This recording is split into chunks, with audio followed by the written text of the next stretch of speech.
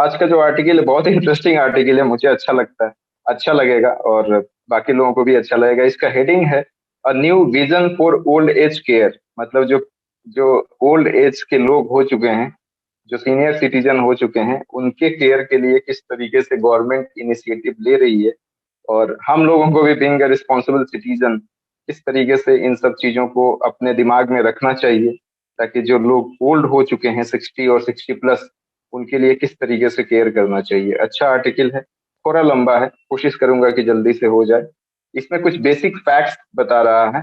Basic facts ये बता रहा है, आप लोगों को भी पता है कि हमारा डेमोग्राफिक डिविडेंड बहुत ज्यादा है आज के डेट में।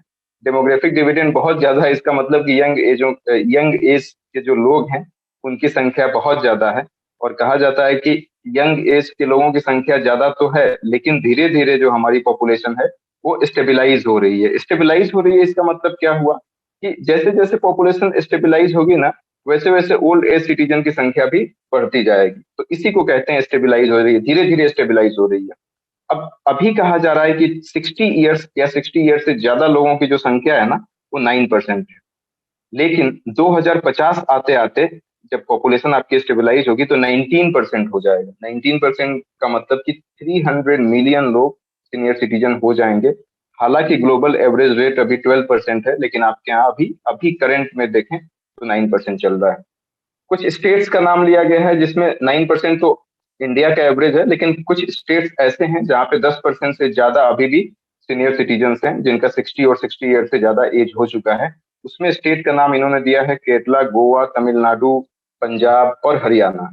ये 5 ऐसे स्टेट हैं जहाँ पे सीनियर सिटीजन्स जो हैं वो 10% है या 10% से ज्यादा हैं। कुछ ऐसे स्टेट्स हैं जहाँ पे सीनियर सिटीजन बहुत कम है। नॉर्थ ईस्ट के स्टेट की बात करें तो आंध्र प्रदेश हो गया, मेघालय हो गया, नागालैंड हो गया, असम हो गया। ये 4 ऐसे स्टेट हैं जहाँ पे सीनियर सिटीजन की संख्या कंपैरेटिवली काफी कम है, 9% से भी कम है, एग्जैक्ट फिगर नहीं बताया है। हिंदू न्यूज़पेपर का आर्टिकल है। अब राइटर ये बताते हैं कि इनको प्रॉब्लम क्या क्या हो सकती है सीनियर सिटीजन की। बहुत बेसिक सा प्रॉब्लम है, आप लोगों को भी पता होगा। सबसे पहला प्रॉब्लम यही है कि health related issues, no doubt about it. धीरे धीरे हमारी इम्यूनिटी कम होने लगती है, और 60 साल, 70 साल, 80 साल, 90 साल तक यदि हम एक प्रॉपर रूटीन नहीं फॉलो करें तो डेफिनेटली जो इम्यूनिटी है वो और वीक हो जाती है और हम कोई बड़ी बीमारी के शिकार हो जाते हैं। तो उनके साथ हेल्थ इश्यूज बहुत ज्यादा होते हैं। बच्चे उनके उनके साथ नहीं रहते हैं, तो राइटर ये भी बताते हैं कि उनको साइकोलॉजिकल स्ट्रेस से भी गुजरना पड़ता है। इसके साथ साथ ये बता रहे हैं कि इंटरेस्ट रेट जो गवर्नमेंट है ना, काफी कम कर रही है। अब चाहे वो बैंक की गलती हो, आरबीआई की, या गवर्नमेंट की गलती हो, तो इंटरेस्ट रेट कम कर रहे हैं। इससे नुकसान क्या हो रहा है कि जो सीनियर सिटीजन्स होते हैं वो कुछ पैसे बचा के रखते हैं, सेव करके रखते हैं, और उसके इंटरेस्ट से भी उनका काम चलता है। तो अब उस इंटरेस्ट से उनका काम चल नहीं पा रहा है, क्योंकि ब्याज काफी कम मिल रहा है, ऐसा राइटर बताते हैं। इसके साथ साथ सोसाइटीज की बात करें, सोसाइटल पॉइंट ऑफ व्यू से देखें तो ये काफी वल्नरेबल सेक्शन ऑफ सोसाइटी होता है, क्योंकि वो फिजिकली काफी वीक हो जाते हैं। मेरे हिसाब से इमोशनली और मेंटली भी वीक वीक हो जाते हैं वो लोग बेचारे। तो ये जो वल्नरेबल हो जाते हैं ना, इससे नुकसान ये होता है कि क्रिमिनल एक्टिविटीज इनके साथ होने की बहुत चांसेस होती है। मतलब देखते हैं कहीं चोरी कर लेते हैं, सोने का चेन छीन के लेके चले गए, इस तरीके की भी चीजें होती हैं।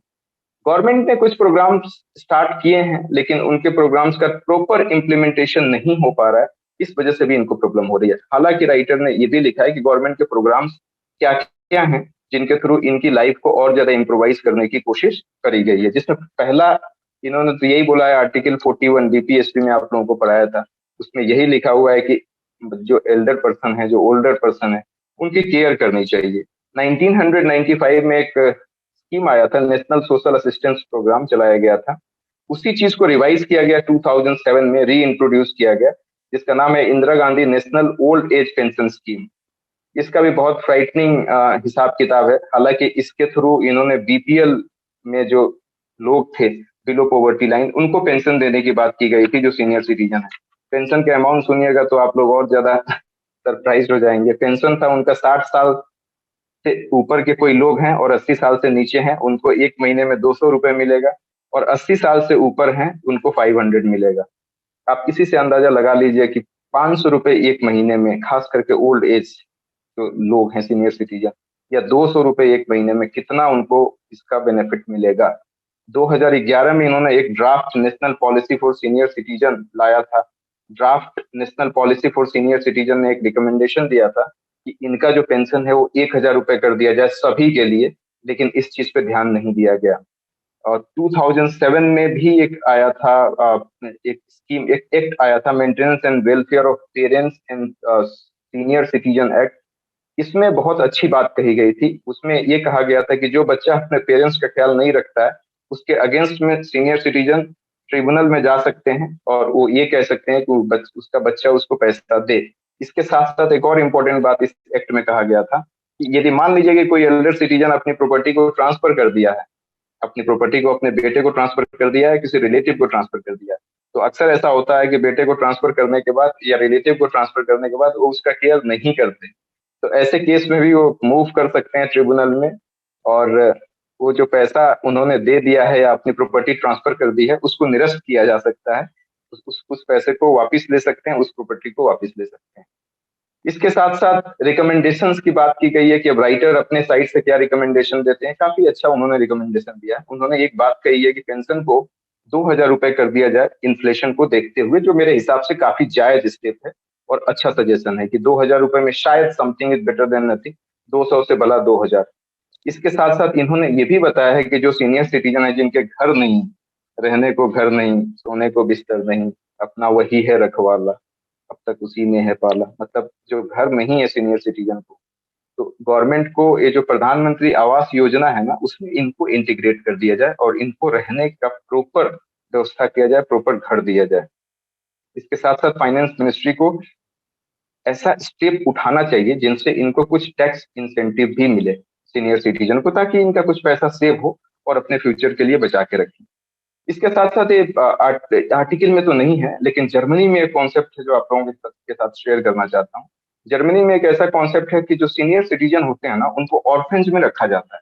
ऑर्फेंज में रखा जाता है, इससे ये होता है कि जो अनाथ बच्चे हैं उनके साथ वो चले जाते हैं, तो उन बच्चों को माँ बाप मिल जाते हैं, और इन बेचारों को, मतलब कोई भी बच्चा मिल जाता है तो उनको भी फायदा होता है कि इनकी जो वैल्यूज है 60 साल, 70 साल, 80 साल में जो इनका अनुभव है वो उनके साथ शेयर करते हैं, जिससे उनको फायदा होता है बच्चों को, और एट द सेम टाइम बच्चों को भी एक गार्जियनशिप मिल जाती है। तो ये जर्मनी का कॉन्सेप्ट है जो इंडिया में भी इम्प्लीमेंट किया जा सकता है। इसके साथ साथ सबसे लास्ट में राइटर ये बताते हैं कि इनको जो ओल्ड एज होम जो में जहाँ भेजा जाता है सीनियर सिटीजन को, तो उसके लिए रेगुलर हेल्थ स्क्रीनिंग उनकी होनी चाहिए। वो चाहे किसी एनजीओ के थ्रू हो या गवर्नमेंट की स्कीम के थ्रू हो या प्राइवेट हॉस्पिटल से गवर्नमेंट का कुछ टाई अप हो, जिसमें उनका बीपी, उनका ब्लड प्रेशर, उनका शुगर, जो भी उनको डिजीज हो, उसका रेगुलर बेसिस पे उनकी स्क्रीनिंग होते रहनी चाहिए। तो लास्ट में राइटर ये बताते हैं कि गवर्नमेंट को एक कॉम्प्रिहेंसिव पॉलिसी बनाने की जरूरत है, जिससे बेसिक फैसिलिटी जो सीनियर सिटीजन है उनको मुहैया कराया जा सके। आर्टिकल यहीं पे खत्म होता है। Thank you so